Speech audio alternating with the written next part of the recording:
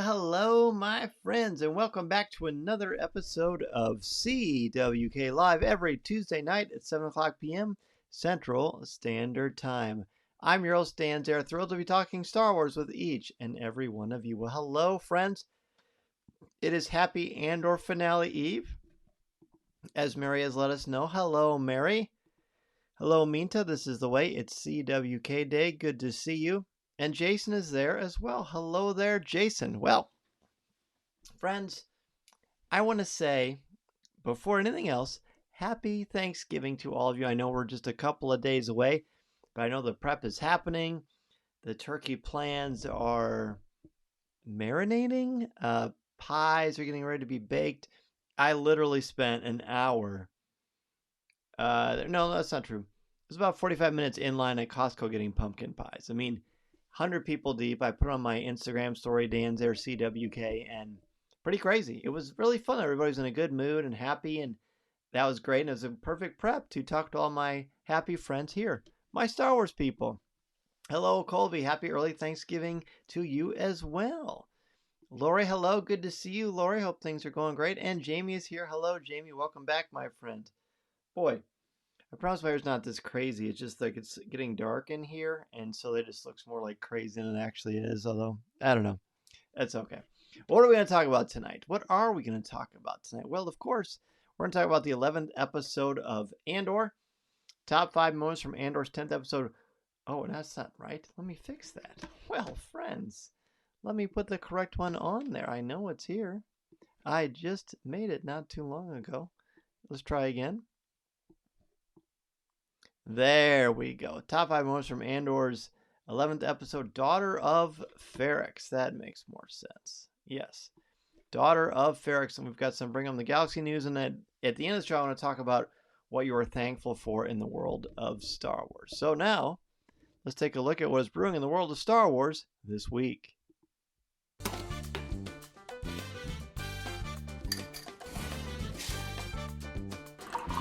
And now, let's see what's brewing in the Star Wars universe this week. Yes, indeed. What is brewing in the world of Star Wars this week? Well, I know the Qui-Gon Jinn Legacy lightsabers have shipped because Mary posted in the CWK Cafe that she got hers. I got mine too. I haven't got a chance to open it yet because we were doing some Thanksgiving things after school today on our way home. But I'm very excited to have that little treat waiting for me. Mary, how is it? Please let us know in the comments. I can't wait to hear about the Qui-Gon Jinn Legacy lightsaber. Qui-Gon, one of my favorite characters, and that is easily one of my favorite lightsaber designs as well. Okay, so Mary says it's very cool, and I believe you mentioned it was very heavy, which is neat. That, to me, it always makes it feel like it's higher quality, so that's nice.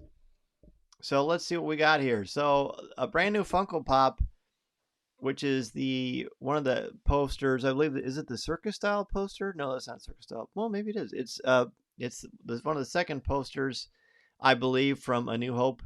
And this is the Funko Pop. It's a brand new one of Luke. It has R2-D2 with it, and that's really fun.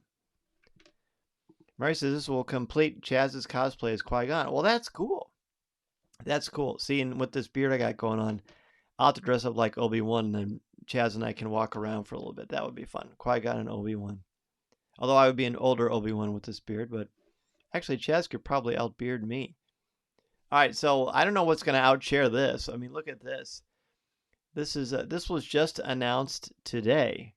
Actually, I got an update about this a couple of hours ago from our friends at Lucasfilm. There are 2 gaming chairs that have just been announced. They are from a company called Secret Lab. These gaming chairs, I believe, are on sale very, very soon. Hey, Brian, what's up, man? Good to see you. Brian is here on the show. I'm looking at this press release to see when these chairs are coming out. Oh, gosh, I don't really see an announcement here. But I know that they're very nice. The link is actually on Coffee with Kenobi's website as well as StarWars.com. But you've got an Imperial one and you've got a Stormtrooper one. Again, good to see you, Brian. And Mary says that is a good plan. Chaz can be Force Ghost Qui-Gon. Ooh, nice. That's clever. That's clever. So anyway, those chairs are really slick, and they've got a lot of great options on them as well. Speaking of fun and slick, and lots of options. Look at Pictionary Air. It's a Star Wars edition with Star Wars clues and things you can add to your Pictionary games, and you can draw it in the air like a Jedi, and it will reflect, or it will mirror back onto the TV via Bluetooth technology. So that is really fun. So much fun. Minta says, I would want one of those chairs when I'm working at home. Exactly. That is a great idea. I like that. All right, Pictionary Air, Star Wars. Now, here's some jewelry that has been shared with us. This is from a company called, let me pull up the exact name here for you. Where is it? There's not only is it, by the way, not only are there these options, but there is also some options for Ahsoka Tano jewelry as well. Really, really nice looking stuff. Brian says those chairs need the 3 levers for hyperspace. That would be cool. That would be so cool. Okay, so this jewelry is from a company called Girls Crew. I'm not familiar with that, but I looked through it. Some really nice quality stuff there. Mary says, is that Girls Crew? Yes, it is. These are the rings from Enzo. These are the I Love You, I Know in Orabesh. These are the new silicone rings. Really, really fun. Boy, I wonder if I could get Deanna to wear the I Love You and I could wear the I Know. That would be fun. Hey, Andrew is here. What's up, Andrew? Andrew, happy to finally be able to join. Andrew, it's great to have you, my friend. Really nice to have you. Mary says a Girls Crew has some really nice pieces, so that's good. I'll go back to that so we can look at them again. And then back to the Enzo Rings ones. I love that Andrew is here. Andrew, great to see you. Last week we had a new friend join us from the CWK audience as well, which is always wonderful to see. All right, speaking of wonderful to see, look at this Hallmark ornament. It's not completely new, but it is being featured this week for Bring Home the Galaxy. It's, of course, the Mandalorian saying goodbye to Grogu, and it's really, really sweet, really touching. A great likeness, too. Now look at this. With the Dark Trooper underfoot, Luke Skywalker has just finished performing his sushi with his amazing green lightsaber, but this is a Hallmark ornament of Luke Skywalker, and I absolutely love this one. And Andrew Mary says welcome as well, and that's the norm around here, Andrew. Everybody who joins us in the CWK Cafe, which is our Facebook group, or on CWK Live, is always welcoming and wonderful, and that's one of the reasons why this community is so great. Now look at this. This is Up to Snowgood. This is from Shop Disney. Disney has done a lot of great things, and I'm going to post some more stuff this week and next week on Instagram. But they've got some great Ewok Christmas merchandise, and I thought this was really fun. The milk bottle, and then the plate. Up to Snowgood, it says. Minta says, I have one of those Enzo rings, super comfortable. And yes, I have the Ahsoka one. Well, of course, I would expect nothing less. They sent me the first set a few years ago, the first 6, and I love them. They're really fun. I wear them to celebrations sometimes. You knew I had to post this. If you've been watching along on Twitter or Facebook, on Instagram, either me personally or Coffee with Kenobi, then you know that Columbia sent me this amazing parka, Clone Wars parka, and this ball cap. It goes on sale, I believe, December 4th. It's either the 4th or the 2nd. Let me check this, actually. I swear I actually am usually prepared for these things. But there's just a lot. This is just an exciting week. A lot of stuff going on, not only with Star Wars, but with family things, fun family things, and Thanksgiving. Okay, so yeah, here we go. I got it right here. These are all coming out on Friday, December 2nd at 12:01 a.m. Eastern Time at Columbia.com/Star Wars. You can find a link to it on Coffee with Kenobi. Here's a couple of pictures of the jacket that they sent me. It's really warm. It's a huge jacket, but it's great for when it's really, really cold, and that can certainly get really warm in Illinois. And the picture on the right, I only took, that's what it would look like I was a mannequin, because it does look like that.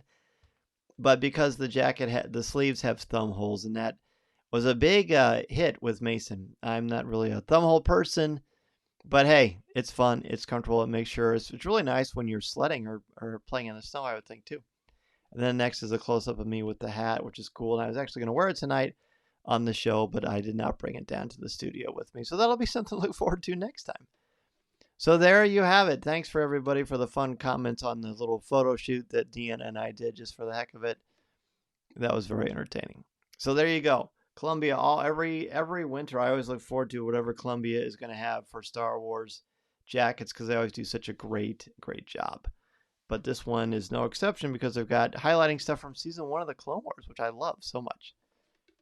What a unique thing. All right, let's do it. Let's talk about the 11th episode of Andor, Daughter of Ferrix. So I just realized that Syril isn't on my list, although there's certainly a really memorable scene with Syril that I could bring up. I just didn't put it on my list, but that doesn't mean it's not good. There's a lot to choose from here. The penultimate episode of season 1 of Andor. Of course, tomorrow is the finale. We need to talk about Daughter of Ferrix first. A very powerful episode, as they all have been. Cassian's mother, Marva, has passed away, and there's some fallout from that. There's a lot of loss and tragedy with all the characters in this, which we talked about in great detail on Coffee with Kenobi this week. And I was joined by Corey Clubb, the co-creator, and my co-host on Pour Over, along with Tom Gross. And then Jeff McGee of Marvin Dog Media and Star Wars Splash Page joined me to talk about it in detail as well. Mary says Syril is in my honorable mention. And Kelly is here. Hello, Kelly. He says, me too. Oh, cool. I wonder how comfy they were. I'll get them now. Thanks. Awesome. And Kelly, great to see you. Again, another new face. That's always awesome. Let's cheer it for all of our new friends who joined us today on CWK Live.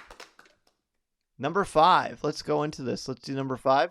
Number 5 for me is Let's Call It War.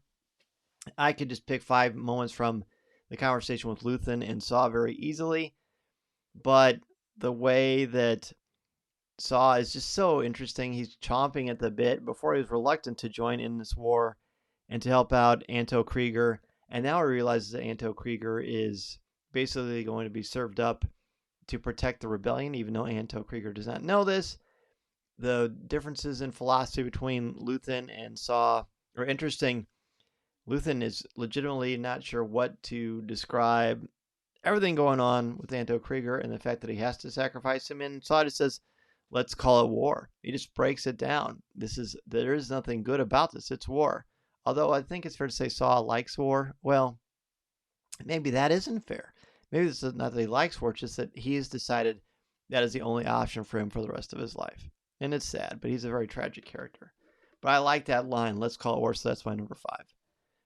Minta's number 5, Mon Mothma and Vel having another visit with each other before they part. Despite having different paths, they still want to help each other in some shape or form. And that's true. They certainly do. Number 5 for Jamie is Linus contacting Syril. Dare I say he is a fun favorite of mine from the early part of the series? No, I know. I know what you're saying. I think a lot of people feel similarly about that. Colby, I love how the episode started with Cass and Melshi climbing. Awesome continuation of the climb theme. It's true. Yeah, that was very tense. But it also wasn't. It was very well done, the way that they presented that sequence. Jason's 5, Cassian and Melshi finally escaping Narkina 5. Finally, and of course, there's still a few moments where you're just a little nervous too. Brian's 5 is Cassian and Melshi hanging on the cliff. It seemed to mirror everyone watching these episodes. That's a great call. Yes. This whole one is very tense, beginning to end, and us hanging by the seat of our pants or by our knuckles is definitely a good metaphor. Mary's 5, the alien fisherman who captured Cassian and Melshi in their nets. Definitely had to have captions for the scene. The quad jumper Easter egg from The Force Awakens was fun. And those two were hard to understand. I had to watch it with the captions, and that helped. But yeah, it was an interesting scene. Number 5 for Lori is Syril's phone call, then stealing from his mom's safe. That was an interesting episode because he feels very much like a teenager in that sequence, although he's definitely got some very adult motives and execution of his beliefs. But yeah, he sneaks into his mom's safe. It was interesting. I wonder what's going to happen with Cyril in the next episode. But let's go on to number 4, shall we? Number 4 for me is the Luthen Panic. Look, I know there's a lot of great stuff that happened with Luthen, but if he doesn't seem a little bit scared or nervous, I mean, some people have said that he doesn't look nervous at all and he's calm under pressure, and that's a fair observation or breakdown. To me, I took it a little bit differently. I thought he looked a little panicked. And honestly, if he's not a little worried, because he is caught off guard, even though he's clearly prepared, if he's not a little bit worried, then why would we be worried? But I thought he was going to die. I really thought Luthen was going to die in this at the end of the 11th episode, Daughter of Ferrix. I was really relieved that he didn't. I hope that he hangs on. But the fact that he was a little nervous, combined with the gravity and the surprise of that scene, made me really nervous for Luthen. So much so. Okay, let's see. Number 4 for Minta is the same as my 5. Let's Call It War. That was a hard burn to Saw. Props to Luthen. Yeah, it was that whole those two together. Their scenes are really nice, really well done, and I wish that we got to see more of them because they really come to life together. They have very different philosophies, but also they want the same thing, I think. Number 4 for Jacen, Melshi's resolve to expose the Empire and Narkina 5. If only there was a group of like-minded people he could team up with to fight against the Imperials. If only. Like maybe if they had a couple Jedis with them. If only. That would be nice, wouldn't it? Mary's number 4 is Mon and Vel's visit with Leda and her friends in the background doing the traditional Chandrila chant. Genevieve O'Reilly is killing it in these emotional scenes. She's a powerhouse. She is an absolute powerhouse. Colby says the 2 Fisher aliens, what a couple of decent dudes. Yes, even though it's super unclear that they were doing it and why they were doing it, because they were hard to understand, but that was very much a relief that they were there. Jamie's 4. Cassian being the rock that helps his partner survive and escape. They're leaving. I thought they were doomed once captured in those nets. I did too.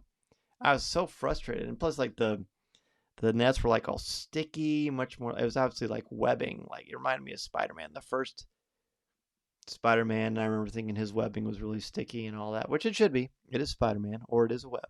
So yes, very good. Well, that's number 4. Let's jump into number 3. And if I'm going too fast, feel free to raise your hand and say, hey, Dan, wait, I want to share mine. You can absolutely do that in the comment section at any point.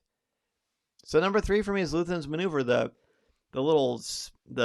twirl. I don't know what the exact combat expression is, and those lasers that come out and basically saw those ties in half, like laser them in half. That maneuver only works because of the panic before, to me, because it sets it up and makes it more exciting and thrilling.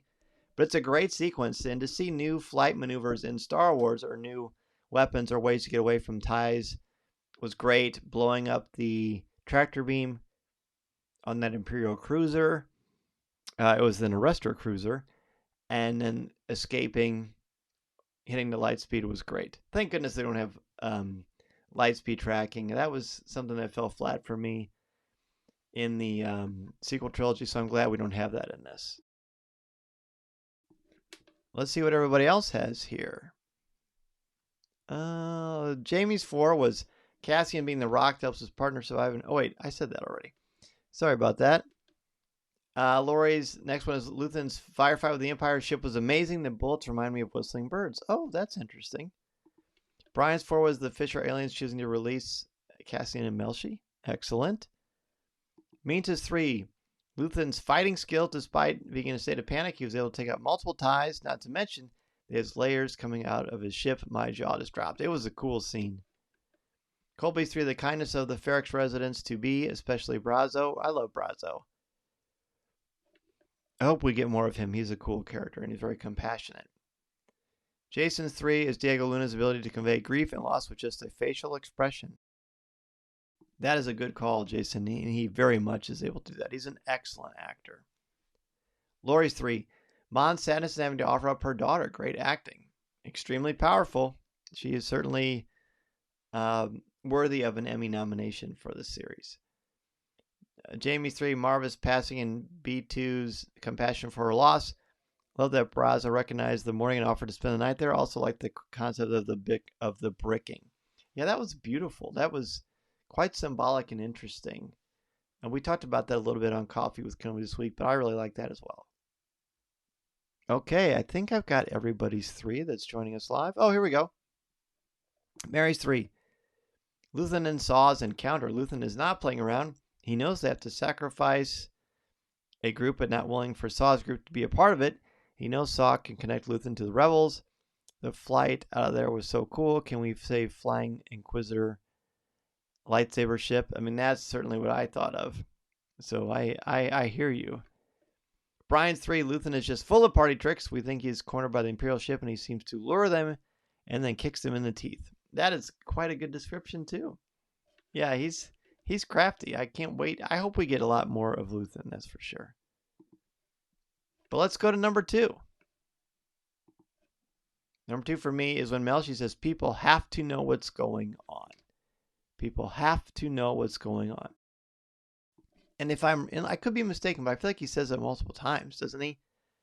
And the reason I like this so much is it'll be very easy to run out and escape and hide, or just try to live a new life, or try to heal or move on from this horrific experience on Narkina 5. But it's the opposite. It's more like, no, we've got to do what's right. We've got to let the galaxy know what the Empire's doing, how they're treating people, refusing to be suppressed, refusing to let tyranny spit in your eye and, kick sand in your face, to use an old beach reference. They used to have these great comic books where they'd show like this guy and he'd be on the beach with some girl, and then some bully would come by and kick sand in his face, and then he'd like work out or something, and then he'd be all strong and buff. That reminds me of that. It's more like, I'm not letting sand get kicked in my face by the Empire anymore. I'm letting everyone know. But it's very resolute and very serious. It doesn't feel like fiction in that moment. It feels like reality. And I think that's one of the reasons why Andor works so well. It doesn't feel like fiction sometimes. It really feels like an urgent, important thing that's going on in the real world. And that is because the writing and the acting, the directing, the production of the series. So that's my number 2. Number 2 for Minta says, poor B. He felt so lost without Marva, probably one of the few droids to express grief. You know what? I noticed that too, and I don't know if I said on Coffee with Kenobi or not, but he really does express legitimate grief and loss. Jason Cyril's video call with Sergeant Most, which was very interesting, and the smelting was going on, which distracted everything. Mary's number 2 is B2. The poor little guy has lost everyone he loves. Seeing the opening scene of Marva's death through his receptor was so good. It was hard. At first, it was hard to know what was going on. Then you realize, and you're like, oh no. And Colby agrees with you. The point of view shot from B, I didn't know what was happening until he saw his eye, and then he started shaking when he heard that Marva was gone. Powerful. Very well done. Just really, really original and clever idea. Number 2 for Jason and Cyril's video call with Linus. I appreciate the humor of it. Otherwise, somber episode in this series. They do interject a little bit of that too. And I like that his video call is like, it's interesting because this gentleman that is his partner, he's very loyal. He's very, very loyal to Syril. And he's sort of played a little bit like silly, but he seems very resolute and not someone that I think you would want to cross, I don't think. Sergeant Mosk. Yeah, Linus Mosk.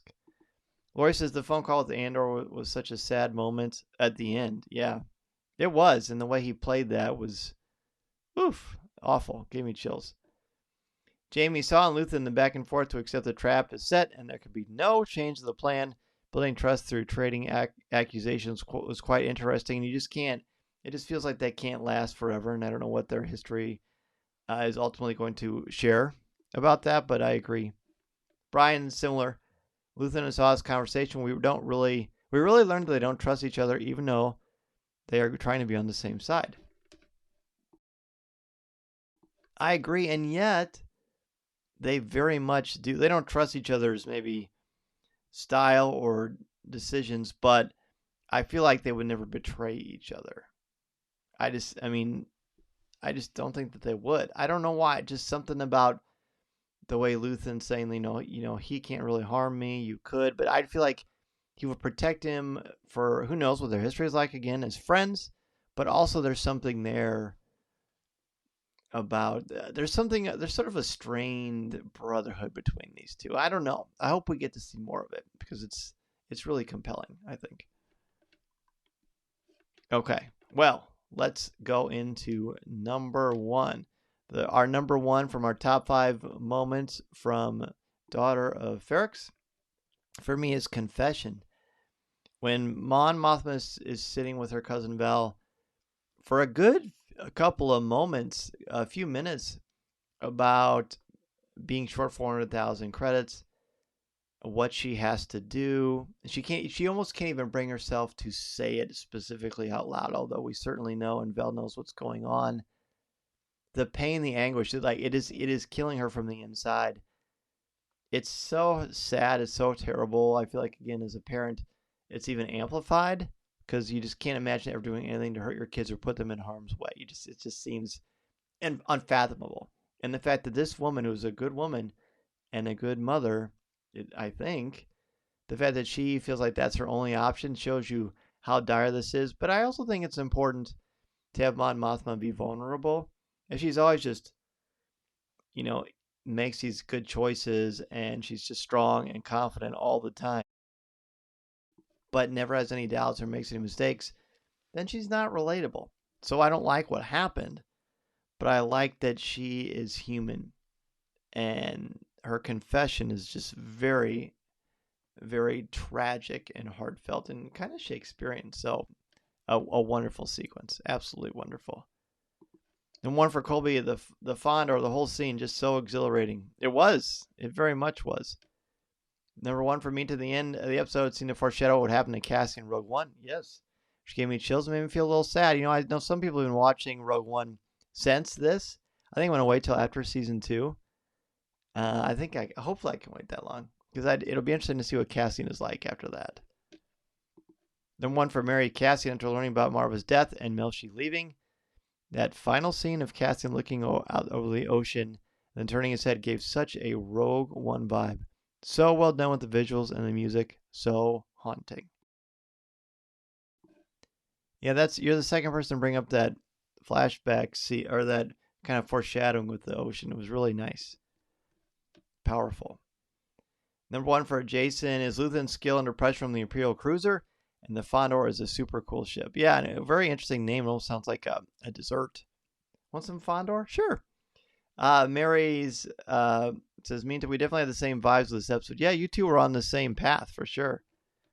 Lori's number one is the death of Marva and B2's overwhelming grief. Everyone telling B2 to pull it together. I keep hoping Marva is in the tunnel under the hotel and she saves Bix. I hope Marva faked her death. Boy, that would be awesome.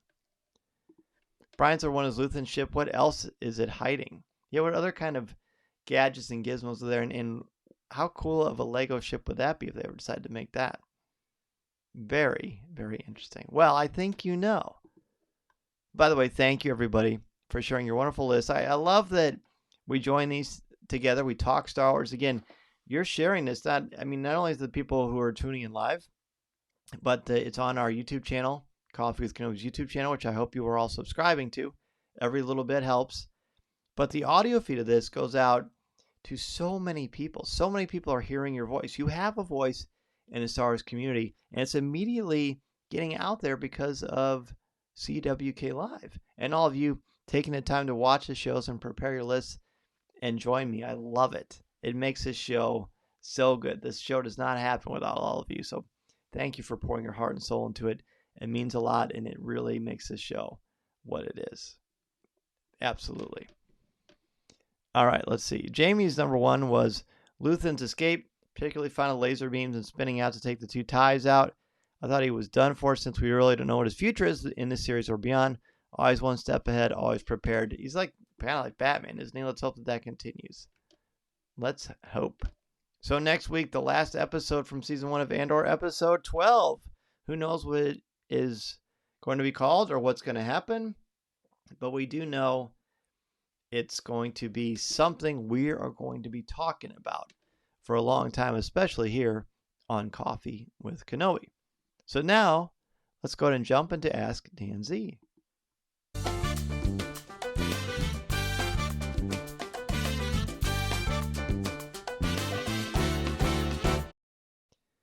Colby is too kind. He says the CWK community is second to none. Well, thank you. Thank you, bud. And thank you. Our congratulations to you on the Colby cast and hitting more and more milestones, both of you and Forest Coast Conversations and a lot of newer podcasts out there just doing so good and really are such sparks of positivity in this Star Wars community. So thank you, Colby, and congratulations to you. While we're sitting in here thinking about what you want to ask me, Star Wars, podcast related, what have you, I want to say thank you to all of you. I'm thankful for Star Wars because it has brought all of you into my life as fans of Star Wars, creating an amazing atmosphere in this community that I'm happy to be a part of. Because of you, I get to have this awesome Star Wars life and have these amazing Star Wars friends. So I'm very, very thankful for all of you. So thankful for you. And I also would be remiss if I didn't say a special shout out to the members of the CWK Alliance. Members of the CWK Alliance helped me to do so many things with this show. You also get something out of it as well. You get an exclusive video and audio podcast every single week. You get access to private Zoom calls and with me, and we just have a lot of fun together. So not only are you doing that, but with that exclusive podcast, CWK Pour Over, but you also are helping to contribute to the St. Jude Children's Hospital because 10% of your monthly contributions go directly to the St. Jude Children's Hospital and helping out those amazing children and their families. Mary says, very thankful for you and this group. So many good friends here now. Well, thank you. That's so cool. I appreciate that. You've done so much, Mary. You've been so awesome. So I can't wait to hang out with you. And a lot of our friends next summer on the Galactic Star Cruisers. That's right. You can go with me on the Star Wars Galactic Star Cruiser at Walt Disney World, June 12th to the 14th. It's going to be me, Tom Gross, Corey Clubb, and so many others that are in this community. And I can't wait. There are limited spots available. You have to go to coffeewithkenobi.com/MilesFanTravel and tell them you're with Dan there in the Coffee with Kenobi group, and they will make sure that we're all together as much as is humanly possible. Colby says, just found a leader. That's you. You are the leader. Well, thanks, man. I appreciate that. I hope I am one of the leaders that survives the Death Star trench run. How about that? Brian says, thank you, Dan, for your time and energy and making this so much fun. Hey, man, my pleasure. My pleasure.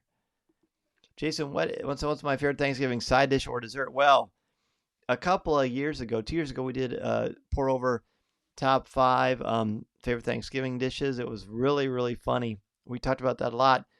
My favorite side dish is sweet potatoes, I think. I mean, I love mashed potatoes and gravy, but I feel like that's kind of like 1 and 1A with turkey, but I love sweet potatoes. Love it. How about you? Have you ever heard of any changes to Star Cruiser cruise itinerary? I haven't. I feel like it's still so kind of newish. It's only been open since, February or March? So it's probably too early, but I'm sure at some point it makes sense to get people on it multiple times. They might change the itinerary. I hope they do, but I can tell you right now what they have is absolutely extraordinary. Okay. Well, that is going to do it for this week's CWK Live. Tomorrow, of course, is the season finale of Andor. Very excited for that. I think the Guardians of the Galaxy holiday special comes out tomorrow too, so it's going to be a really fun day to be on Disney Plus. Get the turkey stuff ready to go. I know that at our house, Dean always cooks the turkey the night before and lets it simmer and stew all day, and then on Thanksgiving Day we just heat it up, and it's amazing and really moist and juicy and awesome. Oh, can't wait. I love Thanksgiving, and of course then we're jumping into Christmas. You probably can't tell, but behind me is... Oh, look at how my lightsaber's all lit up blue. Huh. I don't know if I've ever noticed that before. Does that always happen on live? I don't know. Fun. So I'm going to have this tree lit up next week for the show. Of course, got to get the holiday theme on, don't we? LJ says, hi, Dan. Bye, Dan. What's up, man? Have I seen the new lightsabers at Savvy's Workshop? Well, Brian, what do they have? I know they've got Obi-Wan Kenobi and Invaders from the Obi-Wan Kenobi Disney Plus series. Qui-Gon Jinns, of course. which I have. I don't know, but let me know. What are they? Very happy Thanksgiving to you. Have a wonderful week as well. Meantime, may the force be with you. Colby, thank you so much. Happy Thanksgiving to you. So, Brian, yeah, in the CWK Cafe, if there are new lightsabers at Savvy's Workshop, let me know, because you know I love me some Legacy lightsabers. They're great. And you're all great, too. Thank you so much. Enjoy that turkey. Watch some football. Hang out with your family and friends. Tell the people that you love them as much as you can. And remember, this is the podcast you're looking for.